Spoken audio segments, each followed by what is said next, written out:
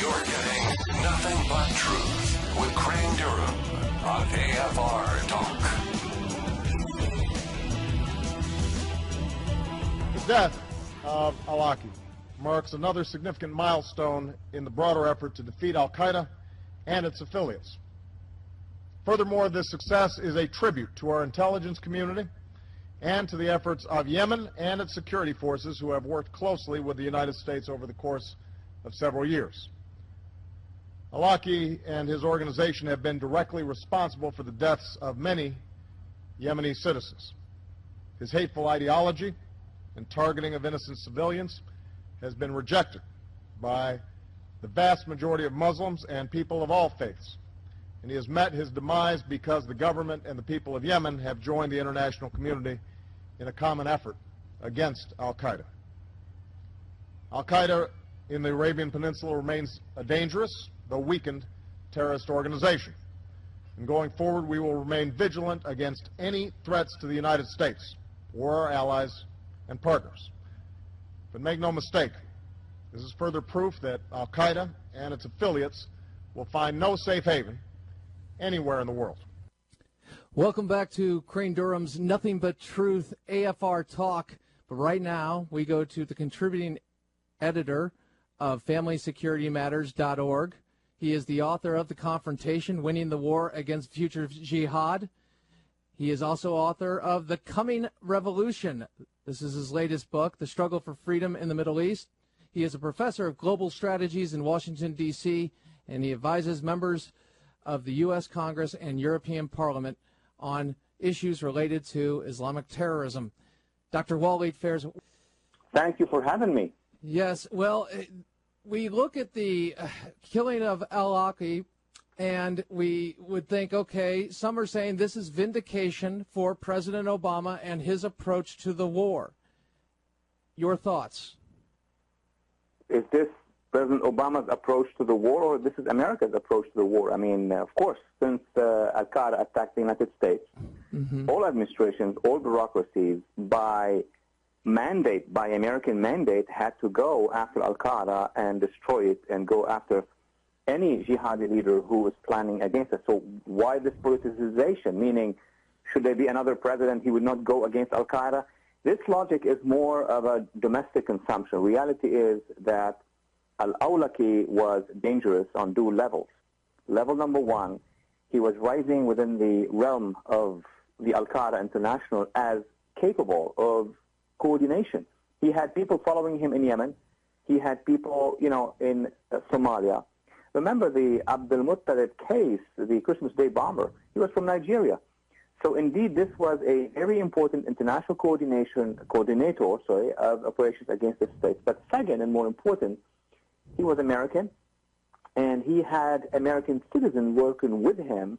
We know that he has exchanged information, email, and coordination with bloody attempts, including the one of Fort Hood, Major Nidal Hassan, and the botched one of New York, and many other cases. So on those two grounds, to take him out is a major tactical victory, but it is not a strategic change of the game yet.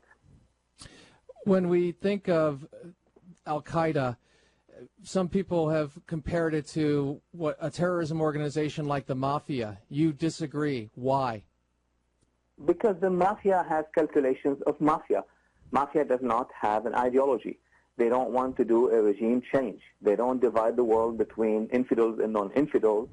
And, they divide the world between those who, allow them to work and those who do not allow them to work in some neighborhoods.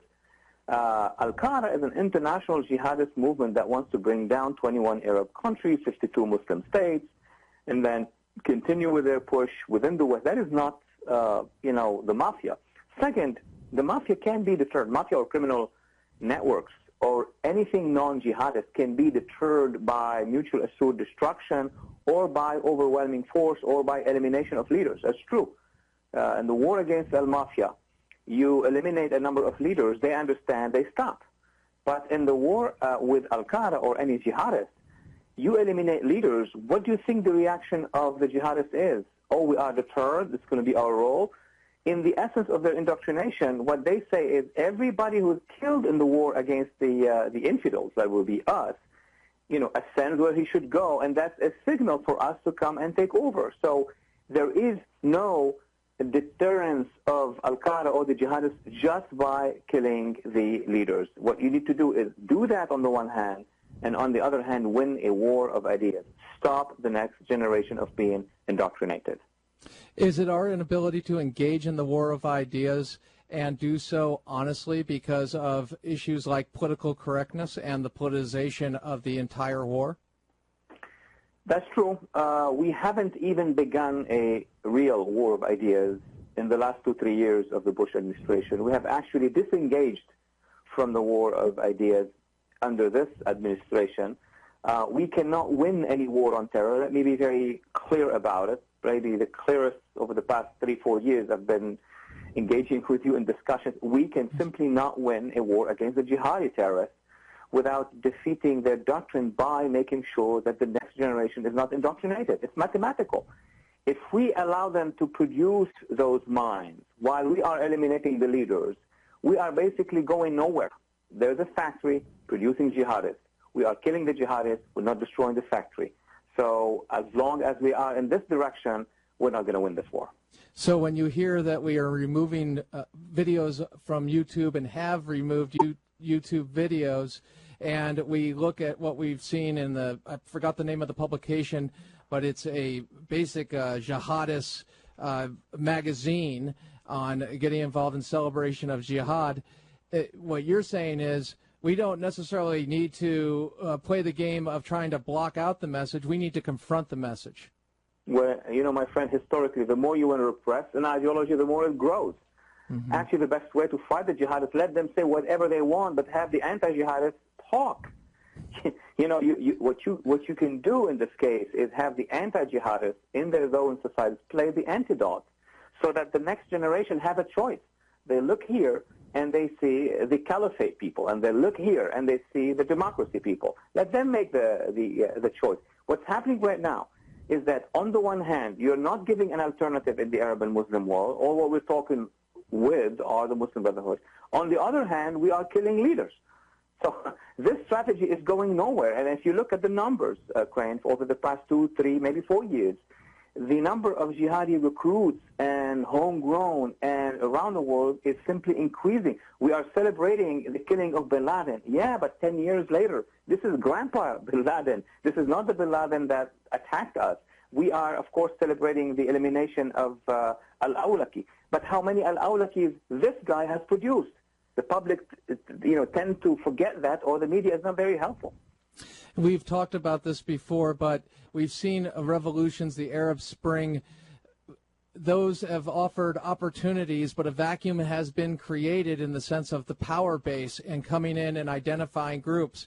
It's become quite muddled, and the message that we're getting oftentimes is, well, it's the Islamists who are going to be taking over. The Muslim Brotherhood, specifically in Egypt, they're filling that gap. Are we doing enough to identify true freedom movements, people that are tolerant of others, and even Israel, dare I say, because there are some who say that's not possible in Egypt?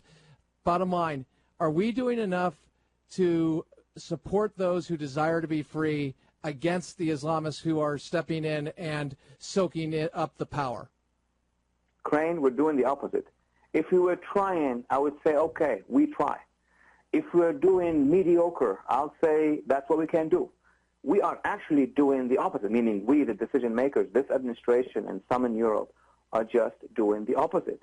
When in Egypt, the youth and the laptop people and the bloggers started this revolt against the authoritarian regime, instead of immediately partnering with them and supporting them, we waited until the Muslim Brotherhood took over in Tahrir Square, and then some of our advisors started to engage with them. So not only we are neutral, we are actually with the wrong side in this warfare. And it's going to take us longer time, more energies, hopefully not, but possibly more casualties in the free world and in those places to redress the situation and make it, as it should have been. Admiral Mullen talked about and testified a few weeks back about Pakistan's ISI, along with Defense Secretary Leon Panetta, about their involvement in a recent attack on the U.S. Embassy in Kabul. My question is, in dealing with Pakistan, you've talked about this a lot. We've chosen to separate the Taliban from al-Qaeda, and then we look at specific terror networks, the Haqqani network. Please explain what is the best solution. Can we look for moderates within the Taliban? I know I've asked it before, but I think we need an answer again. And within the Pakistani government, what's the mix there? What's the right approach if they are actively supporting attacks on our troops in Afghanistan? We have experts in this country and in Europe who are basically absorbing scholarship, research, which is funded by the Wahhabis. And they are arguing that we need not to identify the ideology of the enemy, and therefore we need to cut a deal with that enemy. That's what it is. So we have all kind of architecture. One is saying, let's separate between al-Qaeda and the Taliban. And it's only us in our own mind. Then it's not happening. Then we say, let's separate between the good guys and the bad guys inside the Taliban. And it's not happening. Then maybe between the young Taliban and the big Taliban. It's like today we're talking about, some are talking about the youth of the Muslim Brotherhood and the oldies of the Muslim Brotherhood. I mean, all of that is just hitting our head on a wall because we are refusing to go in the strategic direction, because we are badly advised. Certainly there is no difference between al-Qaeda and the Taliban when it comes to the goal. There is no such as, moderate Taliban and, hardcore Taliban, because once you reform from the ideology, you're not the Taliban anymore. And that's the result. We are at the 10th, going to be in the 11th year of the war, and we are not winning the war of ideas, and therefore it's only our military and our intelligence who are scoring as much as they can from time to time so we can bring that gift to our public and say, we are winning. We are actually not winning. We are scoring tactical victories in a war that we're not winning. Dr. Walid Phares, he is the contributing editor to FamilySecurityMatters.org, the author of The Confrontation, Winning the War Against Future Jihad, and his latest book. And he has been at the forefront before any of this happened. He's been telling us about it, The Coming Revolution, Struggle for Freedom in the Middle East. Professor of Global Strategies in Washington, D.C., and advising U.S. Congress and European Parliament on these issues. It is a pleasure, privilege. Thank you very much for making time for us tonight, Dr. Phares. Thank you very much for having me. Take care.